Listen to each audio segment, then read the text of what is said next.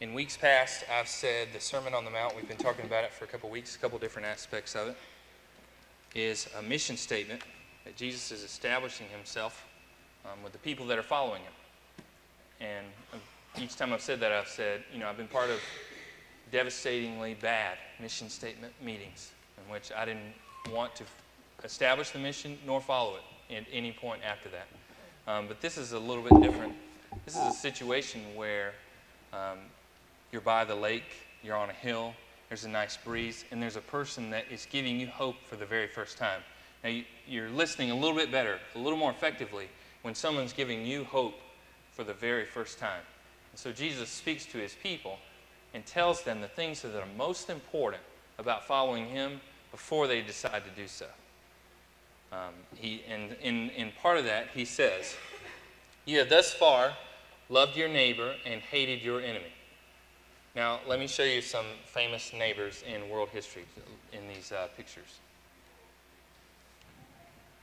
All the countries of Europe have tangled for centuries.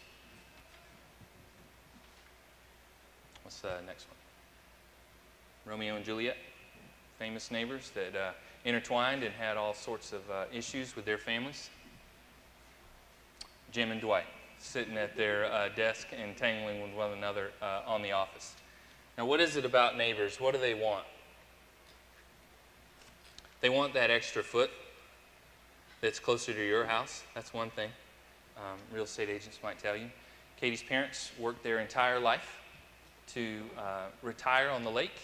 They retired on the lake, and someone else worked their entire life to buy 2 lots beside them so they could build a bigger house right beside them at the lake.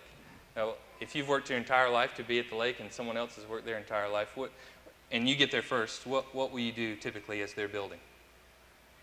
I know Aubrey would be over there with the ruler. Look, all right, let's look and see. This is exactly some sort of algorithm of square footage that I'll never imagine. Neighbors want do neighbors borrow flour anymore? Does that even happen anymore? It certainly used to. I'm never borrowing flour and would be hard up if someone wanted to borrow some from me. But they want to borrow things. They want to borrow your shovel. They want to borrow that clip thing that clips the palmetto trees, right? And what would you like back? What would you like in return? Just the tool in some sort of order of which you gave it to me. They want to borrow your any sort of tool like that. They want to be loud. They want to not cut their grass. They want you to cut your grass. They want you to edge. They don't want to edge. Any number of things that neighbors want. Now, that's just house to house. If you're talking country to country, what do neighbors want? Your resources.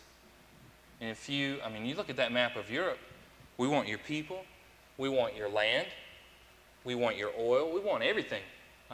And we deserve it. So I'll tell you what we're going to do to solve this problem. We're going to tangle.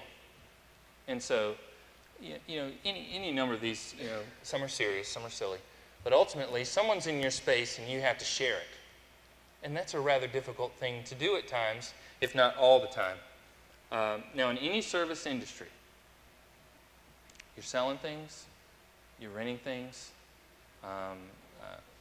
you're presenting things. You have to know that that person is right no matter what they do, and within reason. That person wants to send their food back. All right, well, they're right. I got to give it back to them. That person wants this sort of deal. Well, if I want to keep my business going the way they're going, I might have to give it to them. That person wants more to drink, and they've already had 6 drinks. Well, what am I going to do? That's what they want, because they're paying my company, and my company is paying me. There's where you're sort of forced to do the right thing, even if you don't want to. Jesus is saying it with no money involved. With no tangible reward in this moment. I want you to go to a higher level. You remember we said last week that you thought, well, Jesus is a little bit softer version of the Old Testament. The Old Testament's kind of harsh. Jesus is kind of easy. He's kind of smiley. Well, the Old Testament says you can't murder people. Jesus says, look, I know you can't murder people. I don't want you to think about murdering people. taking it to a higher level. He's taking this to a higher level. I know you love your friends. Who cares? I want you to love your enemies, and that is a really hard thing to do. Now, the hard thing to believe when you have a really tough customer is that the sun and the rain come to the righteous and the unrighteous the same. Now, if you could determine that, how much sun and rain would you give to those that you deem unrighteous? That's why we can't determine it.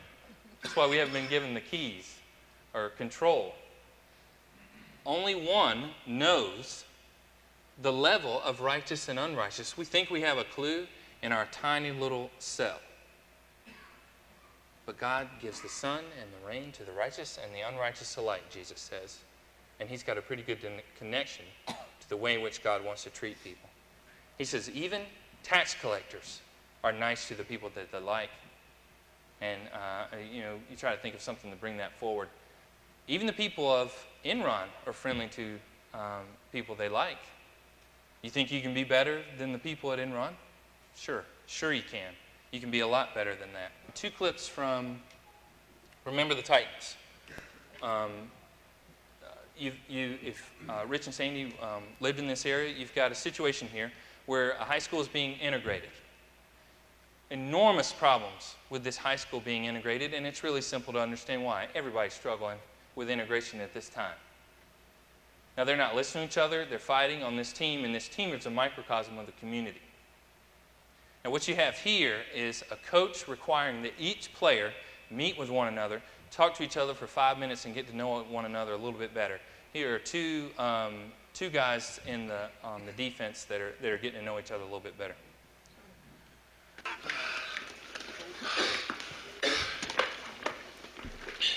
All right, man, listen. I'm Gary. You're Julius. Let's get some particulars and just get this over with, all right? Particulars? Yeah.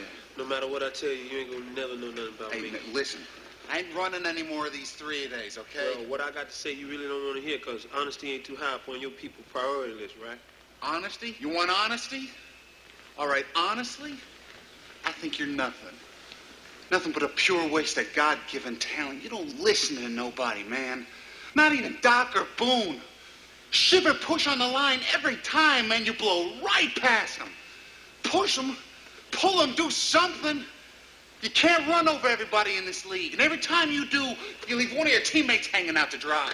Me in particular. Why should I give a hoot about you? Huh? Or anybody else out there? You want to talk about a waste? You the captain, right? Right. Captain's supposed to be the leader, right? Right. You got a job? I have a you job. You been doing your job? I've been doing my job. Then why don't you tell your white buddies to block for Red better? Because they have not blocked for him or for Plug Nickel, and you know it.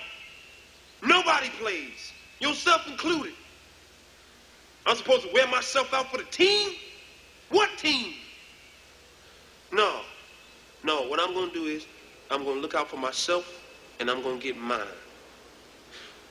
See, man, that's the worst attitude I ever heard. Attitude reflect leadership, Captain.